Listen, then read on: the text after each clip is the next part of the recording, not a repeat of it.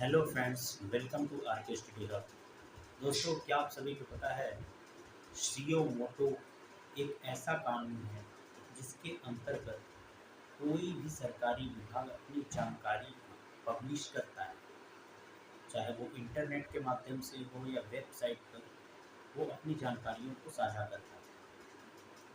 दोस्तों, आपने देखा होगा अक्सर कि कोई भी सरकारी कार्य का नोटिस हो या एग्ज़ाम डेट का रिज़ल्ट, वो आरटीआई एक्ट 2005 में एक सेक्शन है जिसमें सीओ मोटो आता है और उस सीओ मोटो के माध्यम से ही लोगों को जानकारी पब्लिश करता है।